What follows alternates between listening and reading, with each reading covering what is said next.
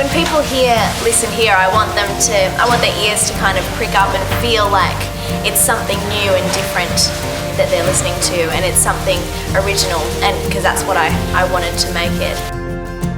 Where do you go when you're going crazy? Songwriting processes are always different, I think, and each song is always different. And I think it was Paul Kelly who said, you know, if I knew how to write a hit song, I'd write one all the time.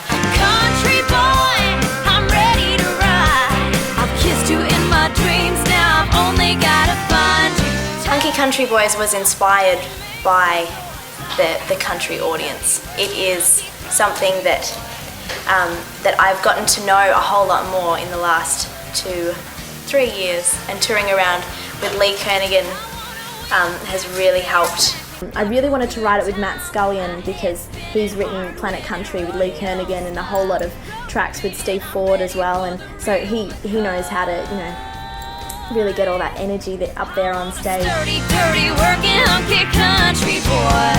I didn't get to do a whole lot of festivals and a whole lot of, you know, Denny Muster, Gympie Muster, and now I have, and so I wanted to sing about it, and I think it's a song that will be really fun to do at those kinds of places. The co-writing process was something that really helped me this time. I co-wrote a lot of the songs in Nashville, and that was something really interesting to be able to take their ideas on board.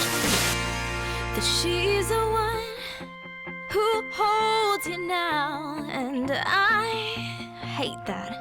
She's a love that taught you how to never look back. I Hate That is obviously a love song, as you can tell by the title, written by two Scorpios, Patrick Davis, and he's it was a very intense writing session, writing about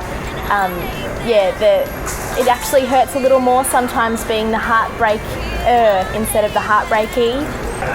The guilt that's attached to that, and you know, I lost you and I hate that, and she now has you and I hate that, and I still want you and I hate that.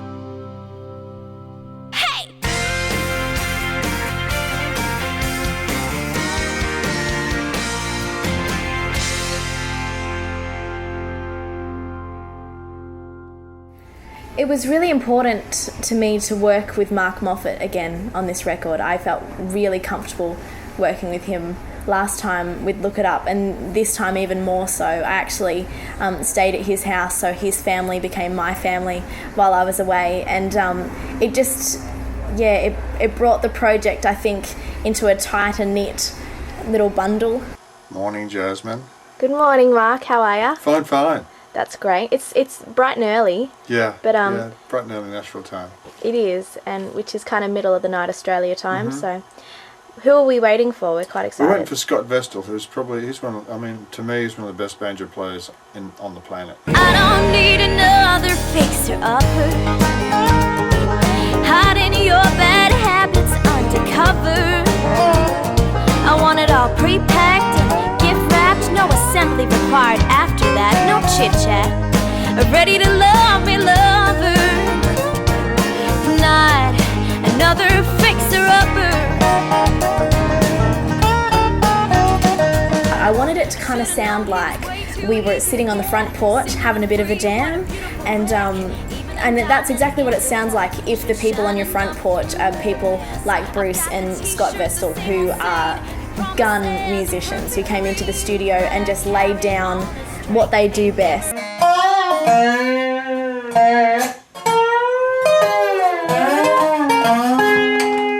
Here's Mark. Back over there now. And it's very exciting. This is Joe Nichols, I'm sure you all know. I toured with Joe Nichols in 2009 on his Size Matters tour, and that was a really big deal for me. I've been a really big fan of his since I was about 15, but what I really love about him and his voice and his whole, artistry, his being, is the fact that he can strip it back and just do a really beautiful, honest ballad. We're singing today, and we just finished recording a duet called I'll Try Anything. And we tried everything and anything, and it was good. We think it's good. Apparently we will try anything to get a hit record. Apparently. We will try until we, by gosh, fail. But we didn't fail this time. I think we did really well. I think everybody did really good. Joe came in and just tore that up. It was amazing, like just 2 takes, and it was, yeah, his voice was just kind of like smooth silk all over it. It was just really amazing, and I knew it the whole time that he would just tear it up. So. Tired of crying, tired of reaching for a memory in the middle of the night. So Great singer, by the way. Excellent singer. I heard he's pretty good as well. I don't know where I heard that. That's pretty good. I don't know either. I wrote Too Much with Robin Payne and Tony Khan, which are they're 2 of my really good friends here in Melbourne, and it was really important to have a song that I'd written with my friends in my hometown, and so I was really pleased that we had Too Much. We were able to put Too Much on the record. It was also really important that the instruments were really stripped back in the track, because it's a very vulnerable sounding track. It actually speaks about love, and you know, perhaps you're not doing it properly. Maybe I want you too much. Maybe I'm asking too much of you, and it's it's not a very confident track like other ones on the record. So I wanted it to sound really different and really exposed. I was a little bit alarmed when all of my family and friends were listening to I Faked It, saying, "Jazz, this is totally you. Only you would be able to sing this song called I Faked It." And I was, you know, it was a little bit, what do you mean? And I was kind of a little bit, you know, maybe this is a little bit too in your face, that kind of song for me. And then I was, while I was in the studio in Nashville working with Mark on this track, I really enjoyed singing it over and over again, and I think that's because it doesn't really matter whether you faked it or not. It's just the fact that, you know, ex-boyfriends would really hate hearing it. This is my booth. This is where I sing. Put these on. Headphones. You sing, that's what I look at for hours of the day. Look, it's got a hole in it. I even counted them. It's very simple. Here you go. And I like to explore the different qualities of how to say no in the song, and it was pretty fun to write this with George Terran, who's written for Gretchen Wilson, who is, I really idolise Gretchen. I like the fact that she's got a lot of girl power about her, and that's what I try and bring to some of my songs and what I try and bring to the stage when I'm performing. And so yeah, he's the man to go to for an attitude kind of song, and so When I Say No was definitely one I had, you know, saved for him. One of the first things I noticed about If Your Love Was a Rock was the writers. Shay Smith actually co-wrote Pink Guitar, which is of course one of my favourite songs, and I wrote Fixer Upper with Rachel Proctor. I'm a big fan of bluegrass music. Dolly Parton has recorded quite a few bluegrass albums, and I love them all. So I was really excited to have a song with a bit of a more bluegrass feel to it. So this is my first song with that kind of feel. So it's really different to everything else that's on the record and anything else I've ever recorded before.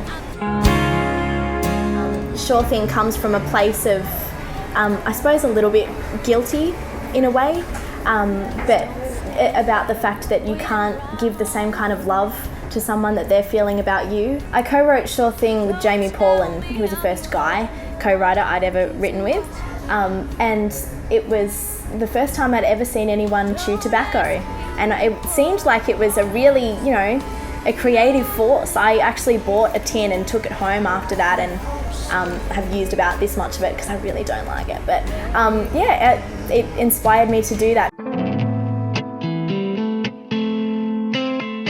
It reminds me a little bit of The Red Dress from the Look It Up album, but it's a little bit raunchier again because you don't have the dress to kind of hide the fact that, you know, you want someone to want you. You want them to want you for everything that you are, and, you know, all the things that Mama gave you and some things that she didn't. It's very kind of out there, but I really loved the sassiness to the vocal quality. I actually purposefully recorded that one first before my voice was warm, so I could have a bit of a husk in there.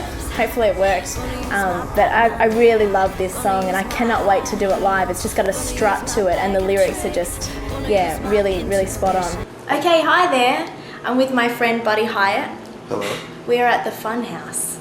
It's fun here. We're at the studio. We've been band tracking yesterday and today. So only 2 days because this band is pretty magic. It can do it in 2 days. It can do it in 2 hours, really. I just really wanted to hang out with them for 2 days. So what did you think of today and yesterday? Yesterday was exciting. Today was a little more fun because we were warmed up. That's true. I was a bit jet lagged yesterday. What did you think of our recording sessions? It was very cool, very smooth, and you kicked ass this time and last time. No, well, you kicked ass, I think. This is Jim, by the way. Yes, hello, Hi, I'm Buddy's Jim. brother. That's right. That's my other name. And you met Buddy's brother. Right. Don't worry about his name. Buddy's brother. And he plays the bass. I play the bass. I Don't Want to Talk About It has an amazing bluesy feel to it. I love the feeling of singing blues licks. I practice them all the time in the shower, and so I was very excited to be able to use them in this recording. Definitely, you call them your vocal chops, that's what I call them, and I definitely used them to the max in this track.